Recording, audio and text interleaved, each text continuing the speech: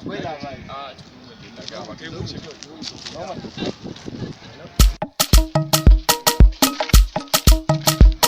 Akwai labari. Hau. Kayu. Kai na hula ka ne? Tana kaina.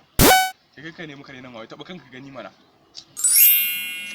Ok, sorry afwan, ka manta ɗazuna ba ƙanina ya mayar mun ita saboda sanyin ya wuce. Na ga mun kenan. Ka ga mun wata magana. Allah dan jama'a ka san me yake faruwa? Ka ganin ne. Kai fa nake ta nema. Da Allah rabu da mu magana za mu. Ka san nayi tafiya? Ya ba mu labari ko? Ba mu labari.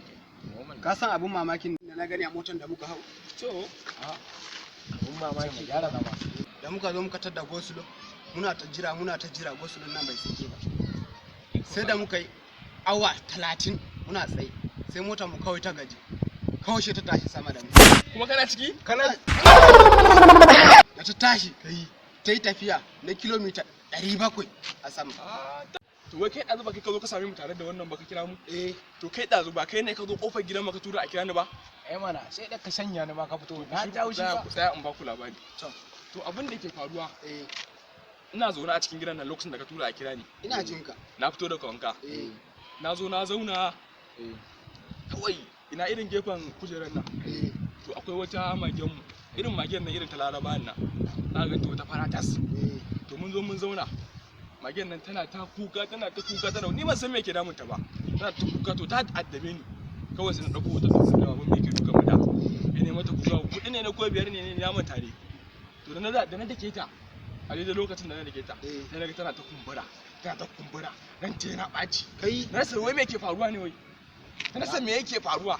Na fa daina da fa mutum ya min ƙarya in kyale. Kai ai baka sani wannan ba ƙarya bane ba saboda a lokacin abin ya faru kuma kai lokacin da muka fito bari da ta kumbura ka san me faruwa tana kumbura magen nan sai ta amai.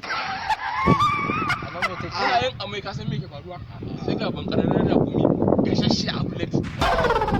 Na gama ci na goshi ba ga na fito baki na yana wannan ba shi ne ai Barin ya na gani ma fa dama ina da uzuri ina so in je can haka da barin da ya daga wani safiya ya kuke mu irin wannan ne. ni ma ina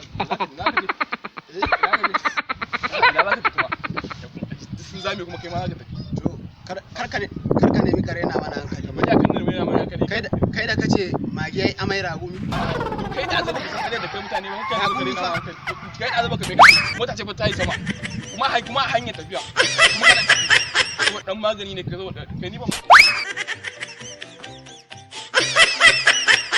Ina subscribe kana ku da na ƙararrawa domin samun sababbin shirye-shiryenmu da zarar mun ɗora. Mun gode.